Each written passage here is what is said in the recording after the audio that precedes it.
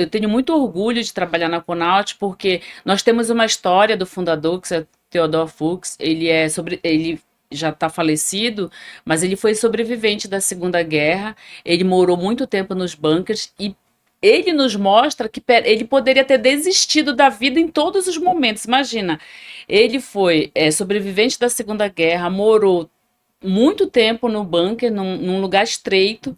Só a mãe dele ia buscar comida e deixava lá para ele no bunker. Depois, quando ele saiu, toda a família dele tinha morrido, só tava ele e a mãe. E a mãe, por uma decisão, eu imagino, cortou o coração dela. Ele veio para o Brasil e montou uma empresa, prosperou e buscou ela. Então, essa história, ela nos move dentro da Conaut, porque é uma história de uma pessoa que poderia ter desistido a qualquer momento. Na geração que nós estamos agora, no mundo que nós estamos, uma falta de like muitas das vezes faz com que a pessoa desista de viver, porque ela precisa da validação do outro o tempo todo, ela está se comparando. E seu Teodoro nos mostra na história dele que ele não precisou se comparar com ninguém, ele tinha um propósito, prosperar a mãe dele, a família dele, montar uma nova história para a vida dele. E ele montou isso com uma nova história. E isso, para mim, assim, é algo que me dá muito orgulho de ver essa Força, né? história A dele. gente entende, passou uma mensagem de força, né? De se você Exatamente. quiser, por mais difícil que seja, porque pelo que eu tô entendendo, foi muito difícil, mas ele não desistiu e conseguiu. E aí tem uma história que é uma que eu acho que muito legal, é assim, nesse bunker, ele esteve com o primo dele. Por muitos anos ele esteve com o primo dele. E por conta da guerra, quando ele saiu do bunker, o primo dele foi para um lado e ele foi para o outro. Depois de muito tempo, quando ele já estava idoso, ele foi procurar esse primo dele. Foi procurar no mundo inteiro. Por quê? Porque para eles, até hoje, você vê quanto tempo, Segunda Guerra para cá, a gente está falando de 62 anos de empresa, até hoje, uma base da Conaut é ter relacionamentos. Ele foi buscar o primo, foi procurar o primo, encontrou o primo numa cidade, acho que foi da Suíça. Quando encontrou, choraram muito. Por quê? Porque foi uma emoção, porque para a Conaut, isso é muito forte, o importante é ter um relacionamento. A O, força da relacion... o cultura. relacionamento é muito importante. Então, por que eu estou falando isso? Porque para a Conaut não é só importante fazer o negócio com o cliente, mas é importante desenvolver um relacionamento. Esse relacionamento que o cliente ganhe, a Conaut ganhe, seja um relacionamento de parceiros mesmo. Então a gente se preocupa com o cliente. Espera lá, essa nossa relação está sendo produtiva para você? Se está sendo, muito bom. Se não está sendo, a gente vai buscar um compromisso de fazer com que essa relação seja produtiva. Então, isso vem de uma história. Você percebe que a gente contando essa história, a gente fala: olha, se o seu Theodor, que é o fundador, ele nos trouxe essa história, nunca desistiu de nada, por que nós vamos desistir? Então, incessantemente, nossa equipe toda fica buscando ultrapassar metas, multiplicar. Hoje eu saí da Conaut e o meu time falando: olha, a gente achou que esse mês ia ser ruim, mas a gente vai chegar num número muito, muito maior do que a gente imaginava. E a gente faz planos diariamente, a gente vai vendo o que entra, o que não entra. Mas assim, essa força vem sim da fundação da Conaut, né? E os donos, eles nos deixam muito livre. Então, assim, não é uma gestão de controle. Eu poderia chegar aqui e falar de produto da Conaut, mas assim, a gente está aqui para falar realmente de gestão. E gestão é essa gestão de não ter esse controle excessivo, de psicologicamente não deixar as pessoas doentes. Isso é uma característica da Conaut. A Conaut deixa livre.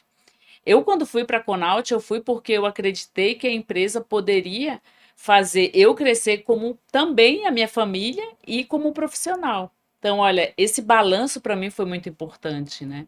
Força E, da cultura. e assim, essa é a empresa, ela é muito familiar e as pessoas acreditam muito nela, né? Então, assim, por que acredita? Porque essa força do relacionamento, ela é muito mais significativa dentro da organização.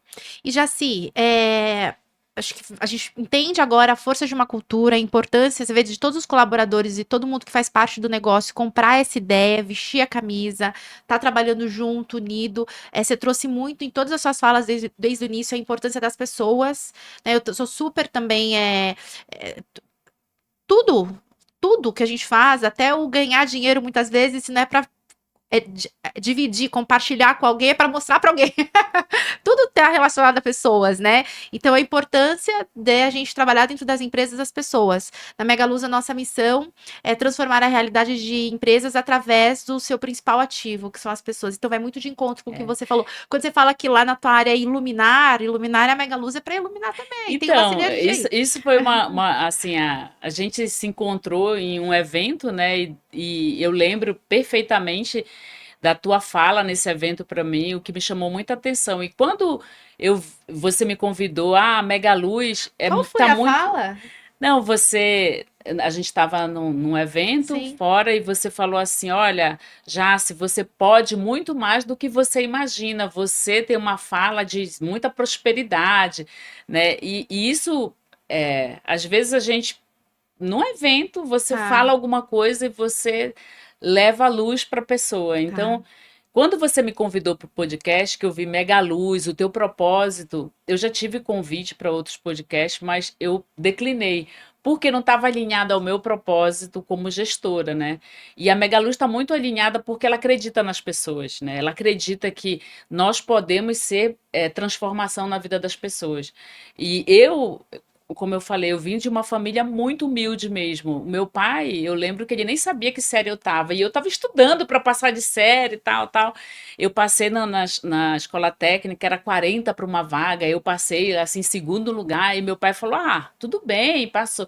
Então não tinha um valor pelo estudo. Mas eu, muito nova, eu falei: não, eu preciso mudar um pouco essa realidade, né? E eu tive muitas pessoas que me ajudaram nessa trajetória. Por isso que eu acredito que nós somos poder de transformar o futuro das pessoas. Uma palavra, um incentivo, um acreditar que pode dar certo, né? Então, assim, às vezes eu vejo muitos jovens não acreditando em si. Eu falo, olha, você consegue, você pode. E essa fala nossa mesmo estando num cargo de diretora, faz muita diferença, né? Não é o cargo, mas assim, essa fala vindo de uma pessoa que passou por uma jornada difícil e alcançou outros patamares, incentiva muitas pessoas. Então, eu acredito que onde nós estamos, no cargo que nós estamos, nas empresas, a gente pode ser transformação na vida das pessoas. E assim, eu aceitei teu convite de cara no podcast porque eu vi na Mega Luz esse propósito muito em comum com o propósito que eu tenho dentro da minha área de operações, que é transformar as pessoas e sim levar a resultados excelentes. Porque com certeza, quando tu transforma a vida de uma pessoa, que ela vê, pera lá, eu entrei nessa área.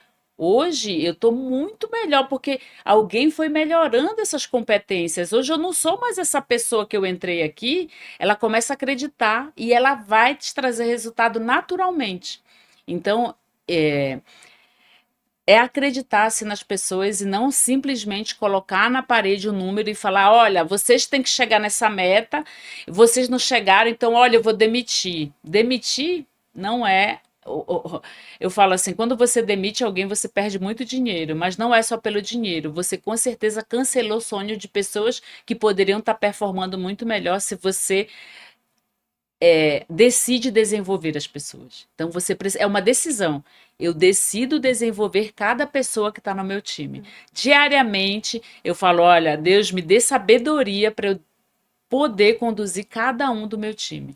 E saber equilibrar isso, né? Eu também sou super a favor de desenvolver até o ponto que a pessoa quer ser desenvolvida. Com Né? Porque a gente certeza. também tem outras realidades. Mas vamos, para continuar a iluminar as pessoas em relação à estruturação, fechar aqui o raciocínio. Preciso reestruturar a minha área, preciso reestruturar a minha empresa. Então, você tem que saber qual que é a tua meta, qual que é o teu objetivo. Você vai estruturar para quê? Por quê? Né? Para chegar onde? Sabendo disso, tendo essa resposta. E aí, como é que você tem essa resposta? Você olha para a tua realidade, olha para onde você quer chegar, e aí você sabe que existe um espaço para você sair do ponto A ao ponto B. O que a Jaci ensinou a gente? Primeiro passo, olha as competências de quem vai executar para entender se precisa de desenvolvimento. Exatamente.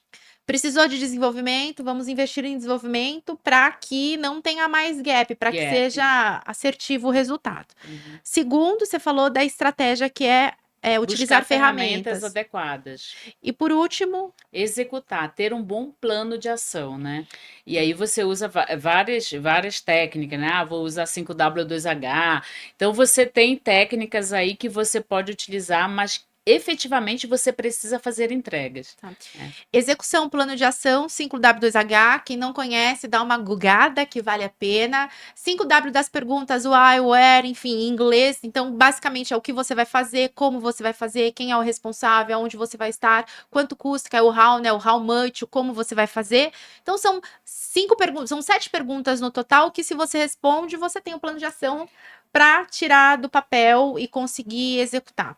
Exatamente. Outra dica que eu dou assim para todo gestor de operações é assim, muitos gestores chegam nas empresas e eles é muito fácil você implementar com idealizando gastar muito dinheiro. Só que isso não é factível. Então você precisa primeiro olhar as pessoas, a gente falou de competências, ferramentas e o plano, mas seja realista. Você não vai, por exemplo, chegar numa empresa pequena e falar assim: olha, eu vou comprar uma máquina que custa mais que a empresa. Então você tem que ser realista. Você tem que começar a fazer conta, olhar um pouco as finanças da empresa. Ou Você fala seja, para o objetivo? muito gestor quer melhorar empresas, mas melhorar gastando muito não é É o que melhoria. eu ensino para os meus alunos é que quem manda na empresa é o caixa. É sobre isso, né? Exatamente. Na verdade, você precisa começar as melhorias gerando mais fluxo de caixa para a empresa. Depois que você gera mais fluxo de caixa, aí você pode pensar em buscar investimentos gastando mais dinheiro. Mas enquanto você não melhora trazendo mais fluxo de caixa, por que você vai gastar sem gerar dinheiro para a empresa? Primeiro gere dinheiro. Busque aonde é que está gastando muito. Ah, eu vou olhar a minha frota, eu vou olhar a minha embalagem, eu vou olhar as pessoas, eu vou olhar as operações, eu vou mapear todos os processos. Nós estamos num trabalho dentro da Conaut de mapear cada processo. Então, nos reunimos, a cada 15 dias a equipe de operações fala: olha, vamos fazer essa ação aqui. E a gente vai até o final naquela ação. Por quê? Você olha para um processo gigantesco, você fala: ah, tem essa ação, mas não adianta. Você tem que estabelecer 3 ações, no máximo, mas ir até o final e implementar elas. Não adianta você estabelecer lá as 20, fazer plano para o ano todo, principalmente no Brasil, que você, a cada 3 meses, você não sabe para onde, como é que tá, o que, que vai acontecer. Então é muito difícil ter uma previsão de demanda, alguma coisa dentro do Brasil. Então é importante você estabelecer poucas ações, mas ir até o final. Eu criei a metodologia Jaci aqui, Jaci. Metodologia já. Eu Seguinte, tô adorando. é o seguinte, só como a dona da metodologia, ela, eu vou te perguntar qual palavra você gosta mais: estratégia ou ferramenta? Ferramenta. Ferramenta. Então, pera aí que eu já vou revelar para vocês. Então, a metodologia é meta, ó, dividi ela em uma metodologia de 4 passos. Primeiro, meta, pus a meta antes, tá? Para a pessoa não se perder. Ótimo. Meta, competências, ferramentas e execução. Execução. Certo? Exatamente. Um PDCA via Jaci. Um PDCA modelado da forma da Jaci. E que gera resultado, que é a forma como você trabalha hoje. Sim, na verdade, assim, o PDCA, lá o Demi trouxe o PDCA para a gente, né? E cada gestor de operações estabelece a sua rota, o seu caminho, dependendo da sua realidade. Mas é importante que essa parte, o mais importante do PDCA, eu diria que é o P, né? Por quê? Você precisa saber para onde... Explica para as pessoas o PDCA, a ferramenta, porque tem gente que não conhece. Planejar, desenvolver, checar e agir. Então, a parte primeira, o planejar. Como é que eu planejo uma área de operações? Muita gente chega e fala: ah, eu estou planejando a produção. Aí planeja a produção, planeja materiais. Tá bom, esse planejamento vai chegar em qual resultado? Então, uma dica que eu daria é assim: se a gente vai vir de faturamento, qual é o plano de faturamento? Eu quero chegar a quantos milhões? Ah, planejamento eu vou para o planejamento de produção. Ah, eu faço o plano de faturamento, O que que eu tenho que produzir para chegar nesse plano de faturamento? O que que eu tenho que ter de matéria-prima? Eu vou para o planejamento de materiais. Então, assim, planejamento de faturamento, planejamento de produção e planejamento de materiais. Isso tem que estar em sinergia. Não adianta você falar assim, eu vou ter tudo isso de estoque, mas tá bom, isso de estoque vai chegar quanto de faturamento? Você precisa saber quanto você quer chegar de faturamento para poder você ir de trás para frente. Não é assim, eu vou comprar tanto de material, vou encher meu estoque. Tá, você vai encher seu estoque para quê? Quanto que você quer chegar? E quanto que você vai gerar de caixa? Quanto que você vai reduzir? Você vai manter a margem? O que que você... Então, porque não é o faturamento que dá dinheiro, é a margem. É o lucro, né? Tem empresas que faturam milhões e não tem lucro, estão no vermelho. Exatamente. Tem empresa que fatura muito menos e tem um lucro enorme.